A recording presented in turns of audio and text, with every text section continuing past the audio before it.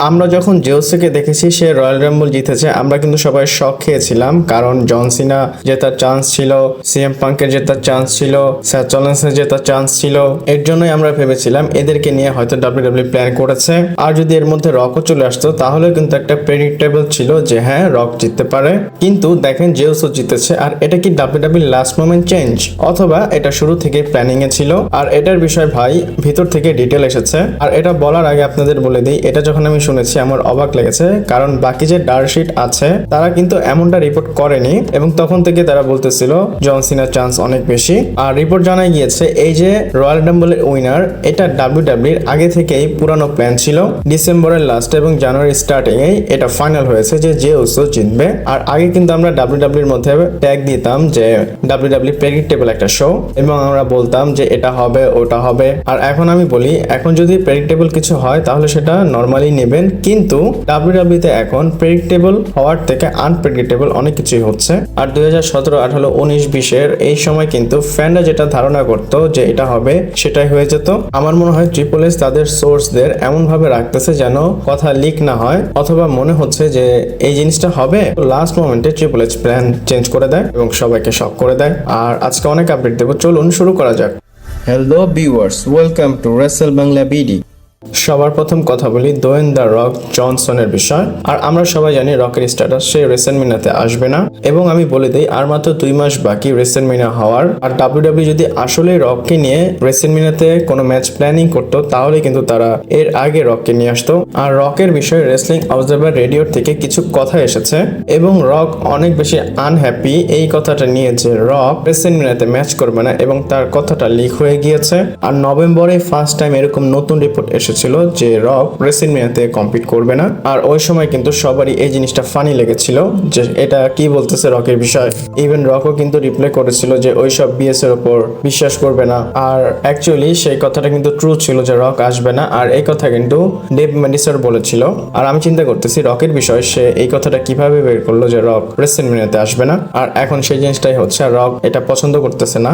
আর রকের অন্য যদি কোনো প্রফেশন না থাকতো সে রেসলিং প্রফেশনে চলে আসতো, মানে রেসেলমেনিয়াতে। এই কথাটা ডেভ মেডিসার বলেছে। আর এটা আমি মানতে পারি না। যদি ভালোবাসা থাকে রেসলিং এর তাহলে আপনি আসেন রেসেলমেনিয়াতে ম্যাচ করেন, দেন আপনার যে বাকি কাজ সেটা রেসেলমেনিয়ার পরে করেন। এরপর আপনাদের ডাব্লিউডাব্লিউ 2K25 এর ভিডিও প্রমোশনে একটা জিনিস দেখাই, আমার মনে হয় এখানে তাদের একটু লজ্জা কম, তাই এই জিনিসটা করেছে। আমি অবশ্যই রকের বিষয় বলতেছি। দেখেন এই যে ছেলে সে রকের টি শার্ট পরে এসেছে, এবং পল হেমেন আছে, রোমান রেন্স আছে, এবং পিছনে কিন্তু রোমান রেন্সের একটা ফ্যান আছে ওটিসি পরে দাঁড়িয়ে আছে। আর যখন সে রকেট টি শার্ট পরেছে এই জিনিসটা যখন রোমান রেন্স দেখেছে, পল হেমেন সেই ছেলেটাকে গিয়ে বলে তুমি যেই শার্টটা পরেছো সেটা কিন্তু রোমান রেন্সের শার্টের জায়গায় অনেক বেশি স্টুপিড লাগতেছে। আর আমি বলতেছি পল হেমেন এবং রোমান রেন্স কি বলতে চায়, এখনো কি আমাদের ফলস হোপের মধ্যে রাখে যে রক এবং রোমান রেন্সের ম্যাচ হবে? আর জানি না এখন কি বলবো, অনেক বেশি ডিসঅ্যাপয়েন্ট হয়ে আছি রক এবং রোমানের ম্যাচটাকে নিয়ে। ডাব্লিউডাব্লিউ চাইলে এই জিনিসটা করতে পারতো এইবার রেসেলমেনিয়াতে, বাট তারা সেটা করতেছে না। জর্ডান গ্রেস ডাব্লিউডাব্লিউ সুপারস্টার হয়েছে, আপনাদের বলেছিলাম সে টিএন এর কন্ট্রাক্ট শেষ করার পর ডাব্লিউডাব্লিউ তে সাইনিং করেছে, এবং সেটার বিষয়ে কিছু ডিটেলস এসেছে।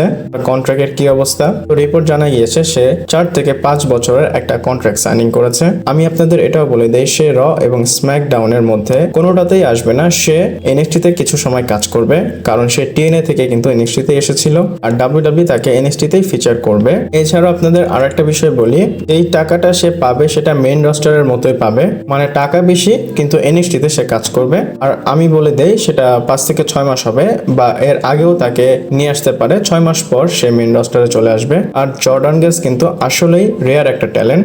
এরপর অ্যালেক্সা বেস একটা ইমোশনাল পোস্ট করেছে তার টুইটার অ্যাকাউন্টে, আর এখানে আপনারা দেখতে পাচ্ছেন রয়্যাল রাম্বলে সে যে জ্যাকেটটা পরে এসেছিল সেটাই সে পোস্ট করেছে, বাট আমরা রয়্যাল রাম্বলে ঠিকমতো দেখতে পারিনি, কিন্তু এখন দেখা যাচ্ছে। এবং জ্যাকেটে লেখা ফিন ফর এভার, পাশাপাশি সে ক্যাপশনে লিখেছে and this is a friendship that will never ever end.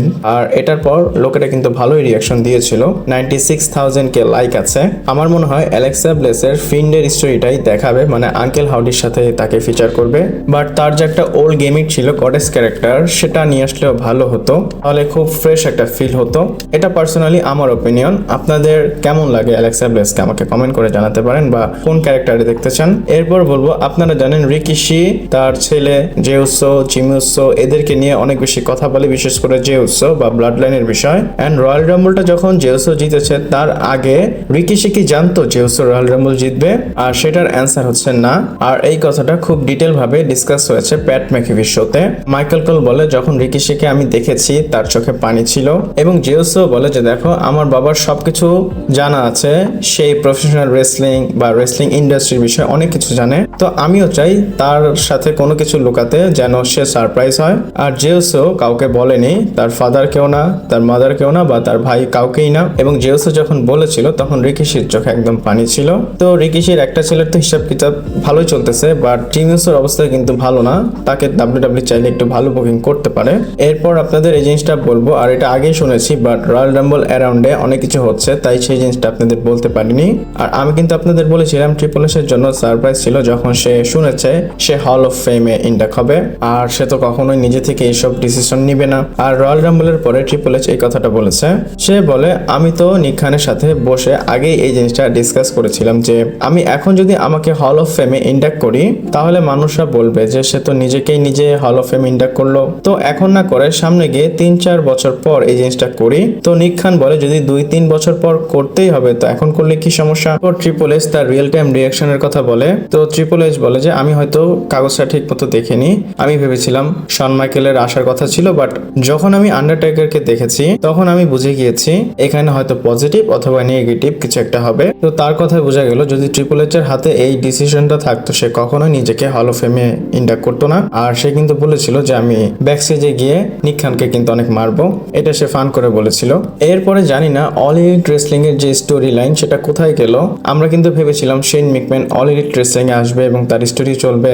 আর এই যে শেন মিকম্যানের ছেলে তাকে একজন জিজ্ঞেস করেছে বা বলেছে ইউ শুড এন্টার, মানে নেক্সট জেনারেশন হওয়া উচিত মিকম্যান ফ্যামিলির, মানে প্রফেশনাল রেসলিং এ যেন নেক্সট জেনারেশন থাকে। তো তার ছেলে জবাব দিয়েছে সুন এবং আই ইমোজি দিয়েছে, আর সেটাকে কোড করে জবাব দিয়েছে মানে রিটুইট করেছে শেন মিকম্যান এবং চিন্তা করার একটা ইমোজি দিয়েছে। আর আমরা যে ভেবেছিলাম ডিন অ্যামব্রোসের সাথে তার স্টোরি হবে, সে স্টোরিতে স্টোরি হয়ে গেল, তাকে তো আর দেখতে পারলাম না। যদি এইডাব্লিউ করার হতো তাহলে অবশ্যই সে জিনিসটা করে ফেলতো। এরপর বলবো ট্রিপল এইচ এর জায়গায় যদি সিএম পাঙ্কের কাছে ক্রিয়েটিভ কন্ট্রোলটা থাকতো তাহলে এইবারের রয়্যাল রাম্বলটা একটু অন্যরকমই হতো। আর সেই জিনিসটা হতো যে জন সিনা সিএম পাঙ্ককে এলিমিনেট করতো এবং এইভাবেই জন সিনা জিতে রেসেলমেনিয়াকে হেডলাইন করতো। সিএম পাঙ্ক বলে আমার হাতে যদি কন্ট্রোলটা থাকতো তাহলে আমি লাস্টে আমাদের দুইজনকে বুকিং করতাম এবং তারপর আমি চাইতাম যে জন সিনা যেন আমাকে এলিমিনেট করে দেয় এবং সে রয়্যাল রাম্বল উইনারটা হয়। এই কথাটা সে এইভাবেই বলেছে যে জন সিনার স্বপ্ন যেন পূরণ না হয়, মানে তার স্বপ্নটা যেন পূরণ হয়। মানে সিএম পাঙ্ক বলে যে আমি সবসময় ভয় পাই আমার যদি কোনো স্বপ্ন পুরা হয়ে যায় তাহলে আমি এরপরে কি করব এবং লাইফে বাঁচার জন্য পারপাসটা কি থাকবে। আমার মনে হচ্ছে সিএম পাঙ্ক মেইন ইভেন্ট করার জন্য এখনো ইন্টারেস্টেড না। সে যদি রেসলমেনিয়ার মেইন ইভেন্টটা করে তাহলে নেক্সট সে কি করবে। এছাড়াও সিএম পাঙ্ক বলে যদি তোমার লাইফে গোল এবং ড্রিম এমন ভাবে দেখো যেটা দেখলে তোমার ভয় লাগে বা তুমি নার্ভাস হয়ে যাও, সেটাই তাহলে তোমার সত্যিকারের ড্রিম, মানে স্বপ্ন এত বড় দেখো যেটা চিন্তা করলে তোমার মধ্যে এরকম ফিলিং আসে। এরপর বলবো এইবারও রেসলমেনিয়া আপনারা আনপ্রেডিক্টেবল বলতে পারেন, কেওটিক বলতে পারেন, জানি না কে কখন কোনটা এসে করে বসে। আমরা এখন একটা রেসলমেনিয়ার বড় ম্যাচ হয়তো কনফার্ম করে বলতে পারি যে এই জিনিসটা হবে। আর এই রিপোর্টটা করেছে পিডব্লিউ ইনসাইডার এবং তারা বলতেছে ডাব্লিউডাব্লিউ কারেন্টলি রেসলমেনিয়ার জন্য যে ম্যাচটা প্ল্যান করতেছে সেটা হচ্ছে রোমান রেইন্স, সেথ রলিন্স এবং সিএম পাঙ্কের। আর এটা আলাদা আলাদা না, এটা হচ্ছে একটা ট্রিপল থ্রেট ম্যাচ।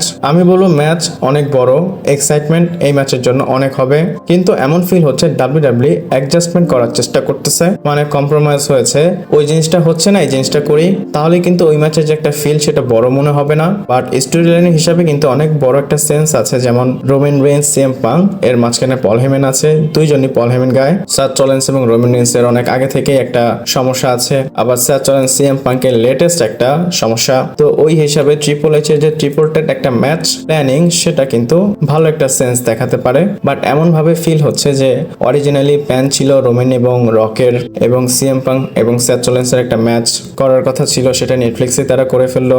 আমার কেন যেন মিক্স ফিলিং হচ্ছে এই রেসলমেনিয়ার জন্য, আমি এর জন্য ফাইনাল ওপিনিয়ন দিতে পারতেছি না। বাট অবভিয়াসলি ম্যাচ এটা অনেক বড় হবে, হয়তো এই ম্যাচটা করলে তারা মিনি ইভেন্টেই দিয়ে দিবে কারণ তিনজনই বড় লেভেলের সুপারস্টার। আর বাকি যদি এই ভিডিওটা আপনাদের ভালো লাগে লাইক কমেন্ট শেয়ার সাবস্ক্রাইব করে পাশে থাকবেন। পরবর্তী ভিডিওতে আবার দেখা হচ্ছে।